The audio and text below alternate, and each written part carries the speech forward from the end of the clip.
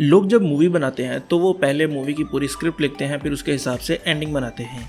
इस मूवी में उन्होंने ऐसा किया है कि उन्होंने सबसे पहले लिखा है एंड, फिर उसके बाद जो उनको आइडिया आया जहन में उसके हिसाब से उन्होंने बाकी पूरी मूवी लिख दी। जी हाँ, आप लोग सही समझे, मैं बात कर रहा हूँ justice league dark apocalypse war की। और आज इस वीडियो में मैं उस मूवी का रिव्यू दूंगा और आप लोगों को ये बताने की कोशिश करूंगा कि ये मूवी मुझे किस तरह की लगी।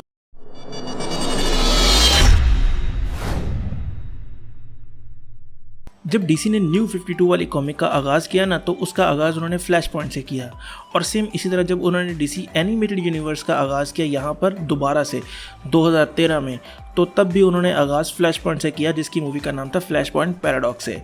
और उसके बाद तकरीबन 15-16 मूवीज़ आ चुकी हैं और ये उस सागा की आखिरी मूवी थी। तो लोगों में बहुत ज़्यादा हाइप थी कि यार इस मूवी में पता नहीं क्या क्या दिखाएंगे, और उन्होंने उन लोगों की उम्मीदों को पूरा किया और ऐसी ऐसी चीज़ें दिखाई जो लोग उम्मीद कर रहे थे कि ऐसा कभी होगा ज़िंदगी में, और क्या पता वो देख पाएंगे या नहीं। लेकिन मेरे ख्याल से वो सब कुछ दिखाने के चक्कर में बहुत ज़्यादा जल्दबाजी कर गए, क्योंकि मुझे ऐसा फील हो रहा है कि ये मूवी एक नहीं बल्कि 2 हिस्सों में होनी चाहिए थी।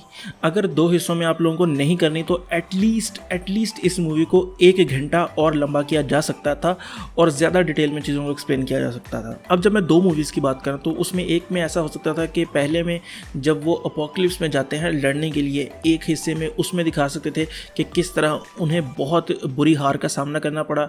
फिर दूसरी मूवी में आप ये दिखा सकते थे कि किस तरह वो इकट्ठे होते और किस तरह वो अपने सारे दोस्तों और जितने भी जो लोग बचे हैं उनको इकट्ठे करके डार्क साइड के साथ दोबारा जंग के लिए जाते वहाँ पर। और अगर वो ऐसा करते तो जो जैक स्नाइडर वाला विजन था ना, ये बिल्कुल ऑलमोस्ट वही चीज़ हमें देखने को मिल जानी थी जो जैक स्नाइडर बड़े अरसे से चाह रहा था करने को। लेकिन खैर उन्होंने ये करने के बजाय पहले ही 10-15 मिनट के अंदर ऐसा दिखाया है कि पूरी जस्टिस लीग के आर पार कर दी है डार्क साइड ने। और अगर आप सुपरमैन के कैरेक्टर को देखें ना, उसने पिछली जितनी मूवीज़ हैं उसमें इतने रैशनल किस्म के डिसीजन नहीं लिए जितने उसने इस मूवी के पहले ही 10-15 मिनट में लिया है।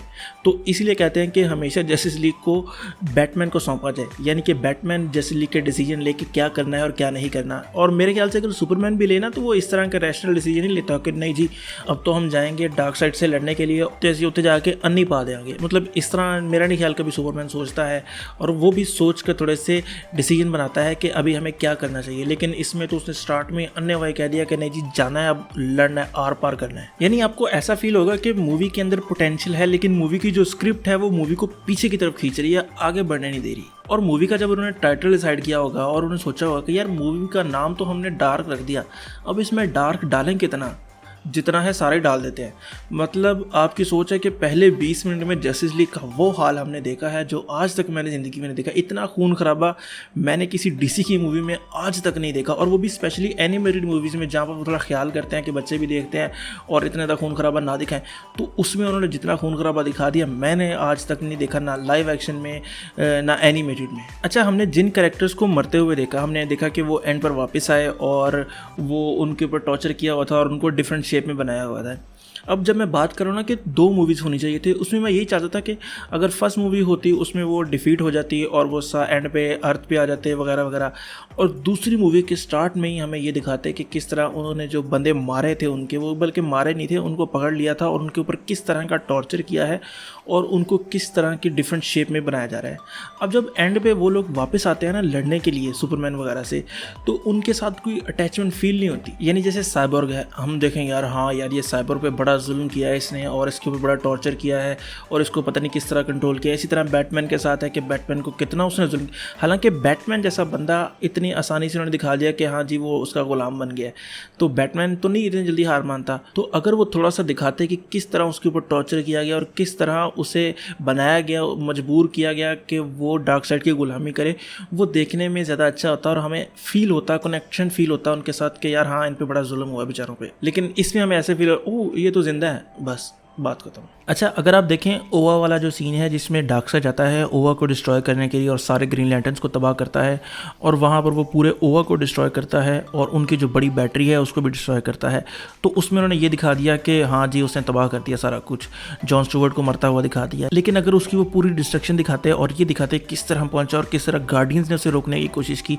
किस तरह गार्डियंस हारे, फिर उसके बाद बाकी लैंटर्न किस तरह हारे, तो वो ज़्यादा डिटेल में दिखाया जा सकता था और वो ज़्यादा अच्छा लगना था मेरे ख्याल से। इसके अलावा इस मूवी में एक चीज़ जो मुझे बड़ी अच्छी लगी वो ये कि स्वैम्प थिंग को उन्होंने दिखाया कि वो कितना ज़्यादा स्ट्रॉन्ग है। अभी तक हमने जितनी मूवीज़ देखी है ना उसमें स्वैम्प थिंग थोड़ा बहुत आ जाता था और उसकी इतनी ज़्यादा कोई पावर दिखाई नहीं गई, लेकिन इसमें दिखाया गया कि वो कितना पावरफुल है और किस तरह उसने पूरी आर्मी को अकेले रोके रखा। इसी तरह अगर मैं कॉन्स्टेंटाइन की बात करूँ ना तो वो अकेला होता है तो तब भी बड़ा कूल होता है, और अगर वो पूरी टीम के साथ हो तो वो और कूल हो जाता है। और मुझे ये समझ नहीं आता कि उसके पास कौन सा ऐसा मैजिक है जो वो कर नहीं सकता। मतलब हर तरह का वो मैजिक कर लेता है, आखिर कर देता है यार वो। और उसका जो शार्क के साथ रिलेशन है वो क्या था, वो तो मुझे अभी तक नहीं समझ आया कि वो उन्होंने क्यों दिखाया और क्या था वो। एक और चीज़ जो अच्छी लगी वो ये कि डेमियन की जो कैरेक्टर आर्क है वो भी थोड़ी सी उन्होंने बढ़ाई और बताया कि वो किस तरह अब डीमन हेड बन गया है और वो सारे जो असैसिन्स हैं उनको कंट्रोल कर रहा है।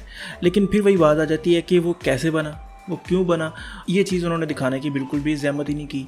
अब जैसे मैं बात कर रहा था पहले 2 मूवीज़ की, तो ये चीज़ें उसमें दिखाई जा सकती थी। अगर आप 2 मूवीज़ नहीं बना सकते, एटलीस्ट इसकी एक 10-12 एपिसोड की एक पूरी मिनी सीरीज़ बन सकती थी जो कि बहुत अच्छी रहनी थी, जिसमें एक एपिसोड में आप रेवन के कैरेक्टर को एक्सप्लोर कर लेते, फिर एक एपिसोड में रेवन की और डेमियन की लव स्टोरी को आप एक्सप्लोर कर सकते थे। यानी कि बहुत सी चीज़ें जो मैं आपको अभी बता रहा हूँ वो उनके बीच में अगर डालते तो एटलीस्ट 1 घंटा और आ सकता था, या 10-12 एपिसोड की मिनी सीरीज़ बन सकती थी, या 2 मूवीज़ बन सकती थी, जो कि उन्होंने नहीं बनाई और उन्होंने बहुत जल्दी की इस मूवी में। इस मूवी में अगर मैं एनिमेशन और स्टाइल वगैरह की बात करूँ वो पिछली मूवीज़ की तरह सेम है, और जो वॉइस एक्टर्स हैं वो भी ऑलमोस्ट सेम है, तो वो हमेशा की तरह सॉलिड ही होते हैं, तो उसमें कोई शक नहीं है, वो हमेशा से ही अच्छे होते हैं इनके पास। अच्छा, अगर मैं सिर्फ एंडिंग की बात करूँ तो बहुत लोगों के दिल में ये भी आ रहा है कि शायद कहीं DCAU जो है वो DC एनिमेटेड यूनिवर्स बिल्कुल वो एंड कर रहे हैं। ऐसा बिल्कुल नहीं है, DC एनिमेटेड यूनिवर्स को एंड नहीं कर रहे, वो उसका एक नया इवेंट शुरू कर रहे हैं। जैसे फ्लैश पॉइंट के बाद एक ये नया शुरू हुआ था, इससे फ्लैश पॉइंट से पहले जो मूवीज़ थी वो एक दूसरा इवेंट था, तो ये एक नया सागा शुरू करने की कोशिश करेंगे। अब मुझे जो लगता है जो DC रीबर्थ था ना, ये उसे वापस लाने की कोशिश करेंगे, क्योंकि कॉमिक्स में तो हमने DC रीबर्थ को देख लिया है, तो अब वो उसी की मूवीज़ भी लाने की कोशिश करेंगे। और इसमें एक अच्छी बात ये भी हो सकती है कि अगर वो इस नए सागा के साथ एनिमेशन में भी थोड़ा सा चेंज लाएं, क्योंकि एनिमेशन जो है वो बहुत अच्छी है और सब लोग पसंद करते हैं, 90 से चलती आ रही है, लेकिन इसमें थोड़ी सी जिद्दत नहीं आई अभी तक। कोई जैसे स्टॉप मोशन वगैरह वो लेकर आए थे ना स्पाइडरमैन इनटू द स्पाइडरवर्स, उस तरह की कोई शायद लेकर आए, तो वो भी हो सकता है इसमें। और एक और बात मैं बताऊं कि आप लोग DC एनिमेटेड यूनिवर्स तो देखते हैं, आप लोग उसके फ़ैन भी हैं, लेकिन अगर आप DC की जो लेगो यूनिवर्स है उसको नहीं ना देख रहे तो आप बहुत चीज़ें मिस कर रहे हैं, क्योंकि वो यूनिवर्स की मूवीज़ भी बहुत ज़्यादा अच्छी हैं, वो आप लोगों को भी लाजमी देखनी चाहिए। रिसेंटली मैं अभी जो शज़ैम वाली लेगो मूवी आई है वो देख रहा हूँ, वो भी बहुत ज़्यादा ज़बरदस्त है। वो एक तो फ़नी होती हैं और वो जो थोड़े स्टीरियोटाइप्स होते हैं ना उनको भी वो थोड़ा सा छेड़ते हैं। जैसे वो जो शज़ैम है, जब वो आता है पहली दफ़ा तो लोग उसे कैप्टन मार्बल कहते हैं, यानी कि आपको पता है कैप्टन मार्वल उसका नाम था पहले, अब शज़ैम है उसका नाम, तो वो जोक उन्होंने इस तरह का रखा है कि उसको कैप्टन मार्बल कहते हैं। तो ओवरऑल अगर मैं बात करूँ ना तो ये मूवी बहुत ज़्यादा अच्छी फ़ैन सर्विस थी। ऐसा नहीं है कि ये मूवी एज ए मूवी बहुत ज़्यादा अच्छी थी, ये मूवी फ़ैन सर्विस के लिए अच्छी थी। जिस तरह आपके पास इन्फिनिटी वॉर थी, एंड गेम थी, वो फ़ैन सर्विस के लिए बहुत ज़्यादा अच्छी थी। अब वो मूवी अच्छी हो या ना हो इससे कोई फ़र्क नहीं पड़ता। फैन को ये पता लगता है कि यार हाँ जो मैंने चीज़ सोची थी वो आई है कि नहीं आई, हाँ भाई आ गई है, मेरे लिए तो यही काफ़ी है। जैसे ट्राइगन की और डार्क साइड की फ़ाइट है, और सुपरमैन का ट्राइगन बनना या उसके अंदर जो स्पिरिट आ जाती है उसकी, वो भी एक बहुत बड़ी फ़ैन सर्विस थी। लोगों को पता भी नहीं था कि ये उनको चाहिए, लेकिन उनको उन्होंने दे दी और लोगों को लगा कि हाँ यार ये तो कभी मैंने सोचा भी नहीं था कि ये ऐसा हो सकता है, ये तो हो गया। और जो डार्क साइड और ड्रैगन की जो फाइट थी वो मेरे ख्याल से ज़्यादा बेहतरीन थी। तो अगर मैं इसको सिर्फ मूवी के तौर पर देखूँ तो इसकी जो है राइटिंग वो मुझे थोड़ी सी वीक लगी, और कैरेक्टर्स की बैक स्टोरी को देखा जाए तो इसके पीछे मूवीज़ हैं, तो आप ये नहीं कह सकते इनको बैक स्टोरी नहीं मिली, लेकिन उस पॉइंट पर पहुँचाने के लिए इनको थोड़ा सा उनको बैक स्टोरी देनी चाहिए थी, लेकिन वो जो इन्होंने नहीं दी उसकी वजह से काफ़ी नुकसान हुआ है मेरे ख्याल से इस मूवी को। तो अगर आप DC एनिमेटेड यूनिवर्स के फ़ैन हैं तो आपको ये मूवी बहुत ज़्यादा अच्छी लगेगी, और अगर आप कोई ऐसी मूवी पहली दफ़ा देख रहे हैं तो आपको शायद ये बिल्कुल फ्लैट फील हो, आपको लगे कि यार ये क्या चुस मारी है इन्होंने। खैर अगर मैं अपनी रेटिंग की बात करूँ तो मैं इस मूवी को रेट करूँगा 7.5 आउट ऑफ 10। हाँ 7.5 आउट ऑफ 10। और आपको पता है कि मैं DC का फ़ैन हूँ, DC मूवीज़ का फ़ैन हूँ, DC एनिमेटेड, DC जो है कॉमिक्स उसका फ़ैन हूँ, तो मेरे लिए इस मूवी को 7.5 देना थोड़ा सा दिल पर पत्थर रख के दिया है मैंने। और यकीन माने मैंने इस मूवी को लाइक करने की बहुत ज़्यादा कोशिश की है, लेकिन ये वो फ्लैट वाली जो है ना कहानी कि बिल्कुल फ्लैट फील हुई वो वाली है। और मूवी ऐसे फील हो रहा था कि काफ़ी ज़्यादा प्रिडिक्टेबल है। लेकिन मुझे पूरी उम्मीद है कि आप लोगों को ये मूवी बहुत ज़्यादा पसंद आई है, और मैं लोगों के कमेंट पढ़ रहा था तो वो कह रहे थे कि बड़ी बेहतरीन मूवी है और ये वो। तो हालांकि मैंने पहले दिन जिस दिन रिलीज़ हुई उसी दिन देख ली थी और काफ़ी अरसे से इसका रिव्यू पेंडिंग था, तो मैंने सोचा आज इसका रिव्यू भी बना दें। खैर, आप लोगों को मूवी कैसी लगी और आप इस मूवी को कितना रेट करेंगे आउट ऑफ 10, वो आप लोग मुझे कमेंट सेक्शन में लाजमी बताएं। और अगर आपको ये वीडियो पसंद आई है तो लाइक करें, कमेंट करें और सब्सक्राइब ज़रूर करें। खुश रहें, खुश रखें। अल्लाह हाफिज़।